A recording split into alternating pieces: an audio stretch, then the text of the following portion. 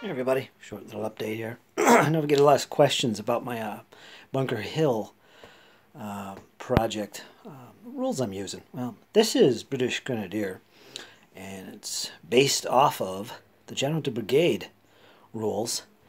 It's pretty much the same system, but there is a lot of interesting elements to this game that make it stand out. Boost the camera up here a little bit.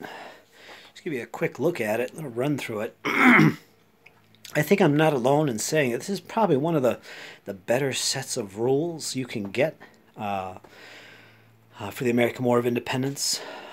It also covers the War of 1812 as well as the French and Indian War. And when I say that, what I mean is there is some scenarios and there is some rules sections regarding those other conflicts. One of the things I really enjoy about this game, and I've yet to play it, but I've played General de Brigade, so I'll get that out of the way right off the bat. But one of the things I do like about this set of rules, there you go, disruption points, that's unique to this. You don't see that in General de Brigade. Again, one of the things I like about this system is that it uses a 1 to 20 figure scale. It's one model soldier represents 20 actual combatants. But it also has a 1 to 5 scale. And what that allows you to do is play out smaller battles with basically the same sized units. So you're getting a decent game.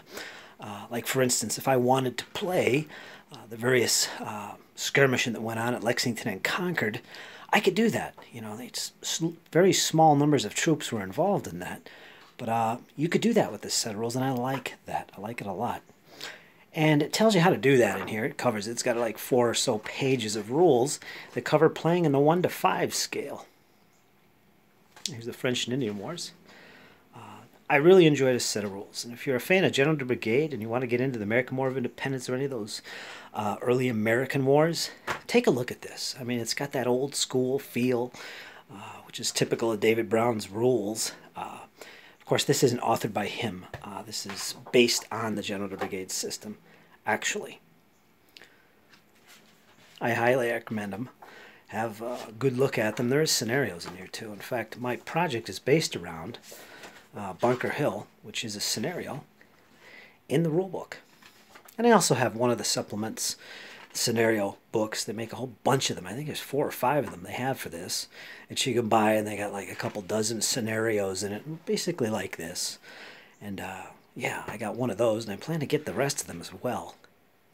And this is my project. It's based on this order of battle and everything else, the map. So this is what I'm working towards. So these are the rules I am using. I hope to go into this set of rules later on, a little bit more detail, give it a review and all that good stuff.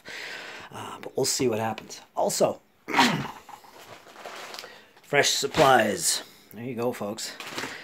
Bought a whole bunch of extra packs of miniatures for my Bunker Hill project. I got another pack of British Command.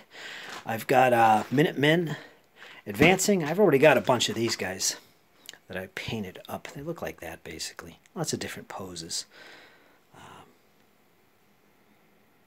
But I also bought some Minutemen which are firing. I got a couple blisters of those. And these guys are actually in the shooting pose, loading and all that kind of stuff. So this will add some variety to my militia units. And the way I'm painting these, since they're Minutemen, there's not a lot of uniform stuff going on here. I could mix them in with these guys if I wanted to, or keep them separate, so I could mix the figures up if I want. I intend to paint up some command bases for my militia. I haven't done so yet. There's no flags or drummers or anything like that, but I do intend to paint up some Continental Command figures that look appropriate and put them in with my Minutemen or my militia, just for good looks and measure. There's a guy kneeling. That's pretty cool. I'd use these for my skirmishers as well. So yeah, I got a couple of those. So there's 3 packs of Minutemen or militia. And what else I got here? Provincial civilians. This is from their 7 years, or their French and Indian War range.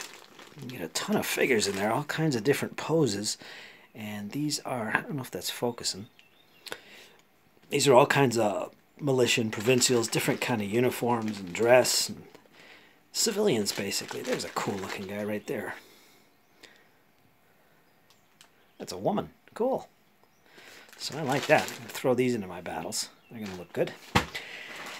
And what else? I got 3 more packs, and these are all cannon. These are interesting because they sell the cannon with the crew in one pack. You get 2 guns and a bunch of crew for both guns. These are British artillery. I bought 2 packs of these.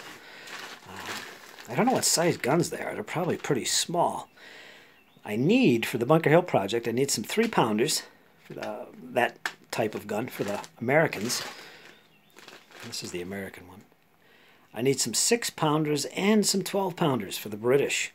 And I was thinking of buying some 7 Years' War Prussian heavy cannon, which Old Glory sells, and using those guns for the British, because I do need some 12-pounders, those heavy guns.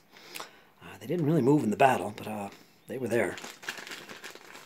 Interesting. So yeah, folks, there's the artillery. So there you go, folks. I'll have to get started on these, especially the cannon, as soon as possible. But that is my project so far. And look at the rules that I'm using, and so on and so forth. Okay, folks, just a quick little update, show you what I'm doing. Any questions, leave them below. Any comments, want some feedback, let me know. I love feedback.